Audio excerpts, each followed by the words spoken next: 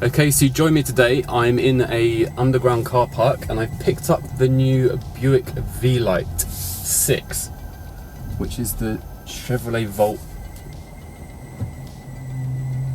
successor, but for China only. So I'm just going to drive it out of the car park and then you'll catch up with me again in a couple of minutes. So here we go on the roads of Shanghai. Watch out for the scooters. So this is actually released this year, 2019, in about May time. And interestingly, they actually only released it to the EV car sharing scheme first.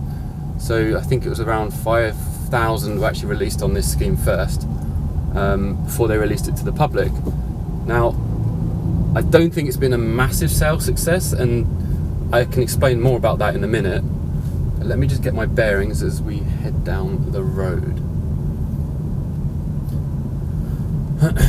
So interestingly, this is actually GM's first all-electric car. If you ignore the one back in the 90s, this is their first all-electric car. All the rest have been hybrids. This is the first fully electric one, built in association with SAIC.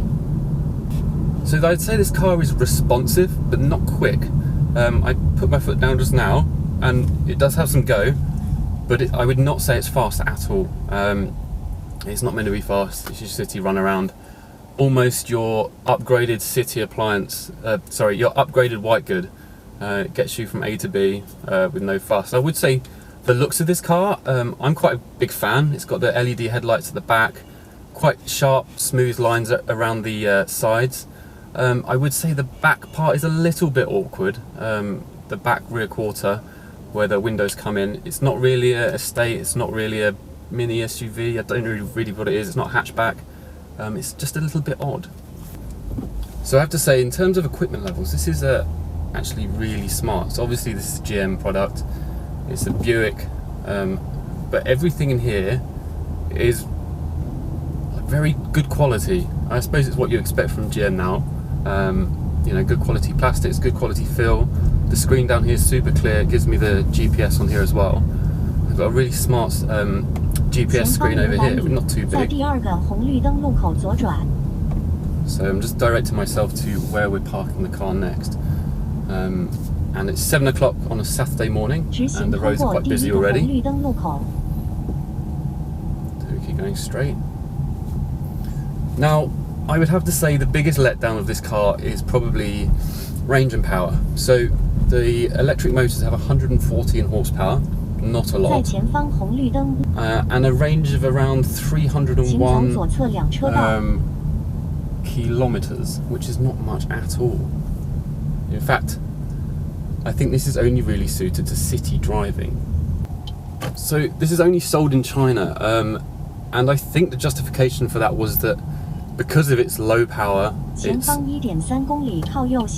low power, it's lower range as well, which probably isn't suited to a American or European market so much. This is, you know, Nissan Leaf Plus sort of range, which these days isn't so great. So I mean, for Shanghai it's fine.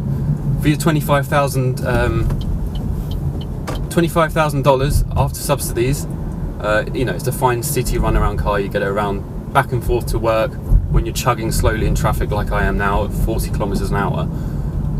It's fine for that, but for those long distance journeys, city to city across China, it's not going to do very well, really. So is this a taste of things to come for GM? Yes and no. I don't think this is a platform which is going to be developed further. It's not going to be developed for the American market, for instance. It's based on an SAIC and GM platform. So going forward, if there is a next Volt coming out in a couple of years, it won't be similar to this, but I suppose it's a test run for GM to really test out their battery tech. Now I think they're taking it slowly, obviously. This is a great test run for them in Shanghai. They can send out 5,000 cars on the market and sell them. People can test them, see what they're like. You know, and you know, already we know that the range isn't good enough, the power isn't really good enough, but in terms of fit, finish, quality, it's much better than a lot of the rivals in the market, and it does give them a run for their money. So what I do like about this, it does show that GM has some commitment to developing these cars further, because this is the way that they're going. This is the way that the Chinese market is going. So this is very important for them, and they have to get this right. They can't mess this up, much like they did in the 90s. So they really have to be very careful with this and get it right the first time. Anyway, in China, Buick is the more premium brand, and if you mix some of the great battery technology that they have in China and blend it with GM's fit, quality, finish, build, and all of that, then it's a very good chance that they'll thrive in the market. And then this is technology that can be exported to America, Europe, and so on. I feel very comfortable driving this car, much more than some of the others. The seat hugs me very well, and in terms of visibility, it's just an easy car to drive. Most cars are very easy to drive, most electric cars are easy to drive, but this takes it a little bit further. It's a bit more refined. And I think there's enough space in the back. Like I said before, 1,089 litres of boot space. The boot is quite high, but in terms of the overall space, it's not too bad. Interestingly, I do have a few modes in here. I've got a mode button here which says regen plus minus. Got traction control, which I can switch on and off. Not that you're going to do anything with traction control off in a car like this, but anyway, the option is there for those brave enough to turn it off in a city like Shanghai. I've got my parking brake down here, and then I've got my nice automatic stick.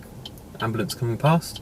Now you have to frame Buick in a different mindset to how it is in America. Buick is seen as a very luxury or middle to high-end brand here. It's got a completely different understanding in China, and the brand here has been here a long time. It's been very successful for GM, and so for them to develop their first electric car as a Buick makes a lot of sense. So I am in eco mode. There is a max mode, and the thing I do like about this car is it's got more of a traditional automatic stick rather than a dial that most of the EVs have.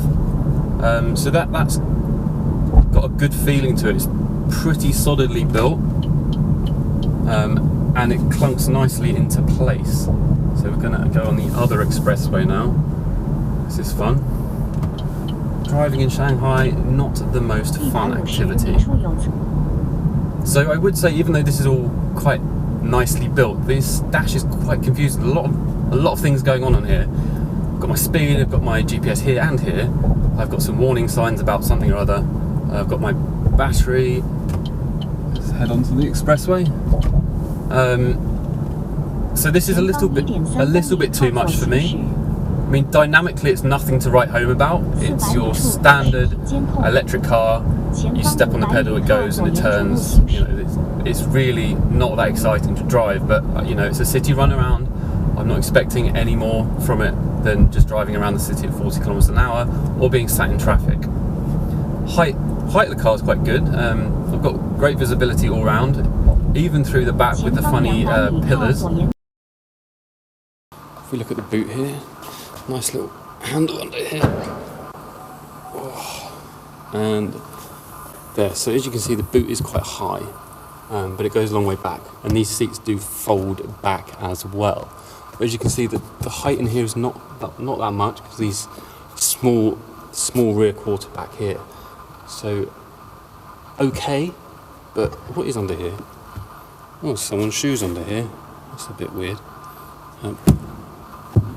Anyway,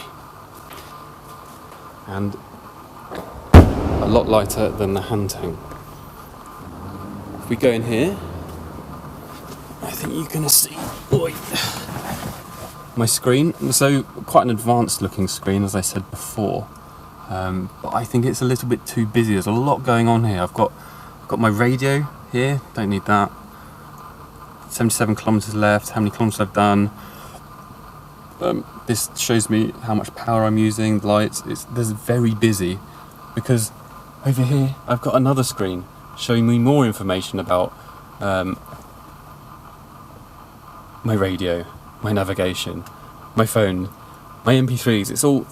there's a lot going on between these two screens, but the buttons on the steering wheel are quite nice. They're solid and well thought out. There's only 7 or 8 buttons in total there. The Buick badge here in the middle, and then I've got these nice silver accents around here, which are actually metal. In your door here, you've got all your controls down here. The metal handle, which is wet because it's condensation, and then down here they've kept it relatively simple with the air conditioning. I like this. It's very easy to use and it's clear. Your vents up here. This is stitched plastic. Let's be honest, it's stitched plastic, I think. I don't think any of that's leather. Anyway. And then down here, just scan down. This is your gear stick to put it into reverse, neutral, drive. And that's very solidly built. That feels really nice actually. And then down here I've got my regen, my mode, so plus and minus, traction control, and my parking brake here.